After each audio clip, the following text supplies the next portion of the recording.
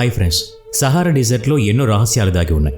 ఒకానొక సమయంలో ఈ ఎడారి ప్రాంతంలో సమృద్ధిగా జనం నివసిస్తూ ఉండేవారని చాలామంది చెప్పుకుంటూ ఉంటారు. సహారా ఎడారి ప్రాంతంలో ఒకానొక సమయంలో దట్టమైన అడవులు, నదులు కూడా ఉండేవి.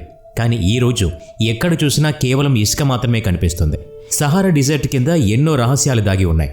అసలు ఈ ఎడారి ఎందుకు ఇంత మిస్టీరియస్గా ఉందో ఈరోజు వీడియోలో తెలుసుకుందాం. అందుకని ఈ వీడియోని ఎక్కడా స్కిప్ చేయకుండా పూర్తిగా చూడండి. మరింకెందుకు ఆలస్యం, let's start our today's episode. ఆఫ్రికాలో ఉన్న సహారా ఎడారిని ప్రపంచంలోనే అతిపెద్ద ఎడారిగా చెప్తారు. కానీ నిజానికి అంటార్కిటికా ఎడారి ప్రపంచంలోనే అతిపెద్ద ఎడారి. ఇసుక ఎడారి గురించి మాట్లాడితే సహారా అతిపెద్ద ఎడారి అవుతుంది. సహారా ఎడారి ఆఫ్రికాలో 11 దేశాల్లో విస్తరించి ఉంది. Algeria, Libya, Egypt, Morocco, Mauritania, Mali మరియు సూడాన్ లాంటి దేశాల్లో విస్తరించి ఉంది. సహారా ఎడారి 92 లక్షల స్క్వేర్ కిలోమీటర్స్ విస్తీర్ణంలో ఉంది. ఆఫ్రికా మొత్తంలో 1/3 ఏరియా సహారానే ఉంటుంది. ఆశ్చర్యం కలిగించే విషయం ఏంటంటే ప్రతి సంవత్సరం కూడా సహారా వ్యాపిస్తూనే ఉంది. 5 నుంచి 10 కిలోమీటర్ల వరకు సౌత్లో ఈ ఎడారి ఎక్స్పాండ్ అవుతూ ఉంది. నేషనల్ సైన్స్ ఫౌండేషన్ ప్రకారం 1920 నుంచి ఇప్పటి వరకు సహారా ఎడారి 10% ఎక్స్పాండ్ అయింది. సహారా ఎడారి మొత్తంలో కేవలం ఇసుక మాత్రమే లేదు. కేవలం 20% భాగం మాత్రమే ఇసుకతో నిండి ఉంది. మిగతా భాగం అంతా రాకీ ప్లాట్యూస్తో కవర్ అయి ఉంది.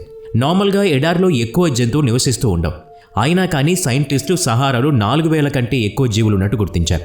Mammals, hamsters, జెరోబాస్, యాంటిలోప్స్, jackals, dunes, cards మరియు మాంగోస్ లాంటి జంతువులు సహారాలో ఉన్నాయి. ఇవన్నీ కూడా రాళ్ల మధ్యలో ఇసుక లోపల జీవిస్తూ ఉంటాయి. అతి వేడి నుంచి రక్షించుకోవటం వీటికి అతిపెద్ద ఛాలెంజ్. సహారా ఎడారిలో నార్మల్గా 35 డిగ్రీల టెంపరేచర్ ఉంటుంది. కానీ సూర్యుడి కారణంగా ఇక్కడ ఇసుక కూడా చాలా వేడిగా అయిపోతుంది. ఇందువల్ల ఇక్కడ సర్వైవ్ అవ్వటం చాలా కష్టం. ఒక్కోసారి టెంపరేచర్ 50 నుంచి 58 డిగ్రీస్ వరకు కూడా చేరుకుంటుంది. అదే రాత్రి సమయంలో టెంపరేచర్ 0 డిగ్రీస్కి పడిపోతుంది.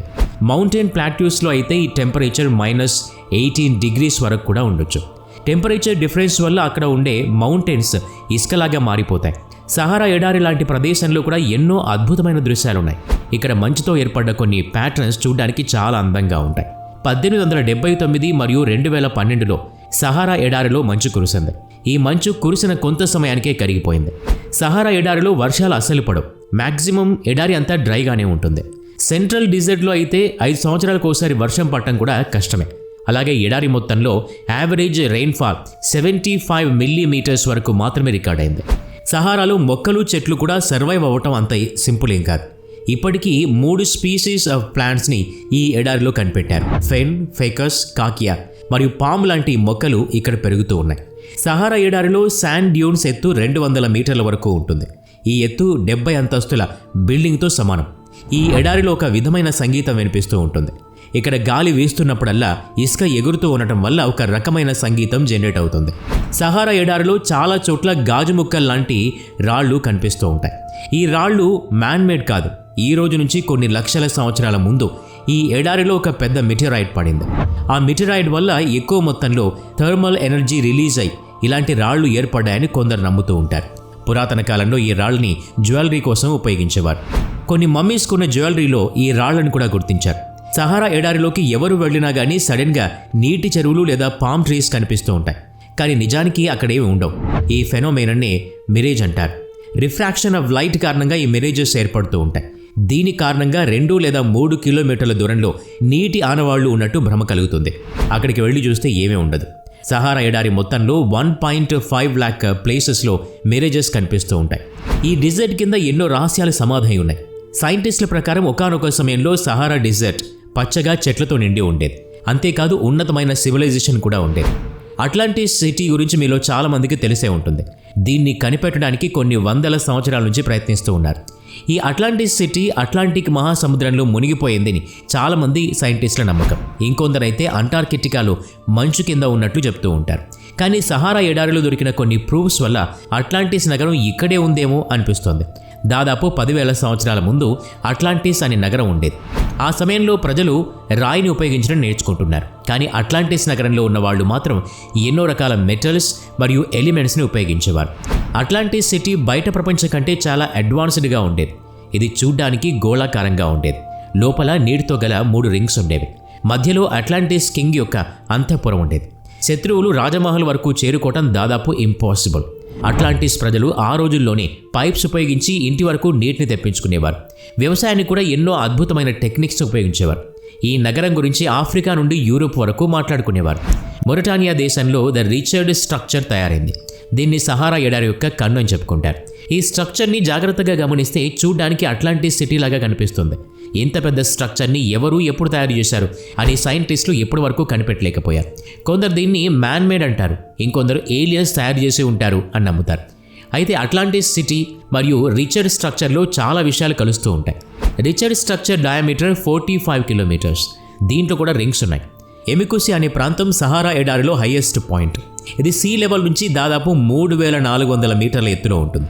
ప్రతి సంవత్సరం సహారాలో ఎన్నో భయంకరమైన తుఫాన్లు వస్తూ ఉంటాయి. ఈ తుఫాన్ల కారణంగా వారం రోజుల వరకు దుమ్ము ఎగురుతూనే ఉంటుంది. ఎడారి ప్రాంతానికి దగ్గరలో ఉన్న ప్రజలకి ఈ దుమ్ము కారణంగా చాలా ఇబ్బందులు వస్తూ ఉంటాయి.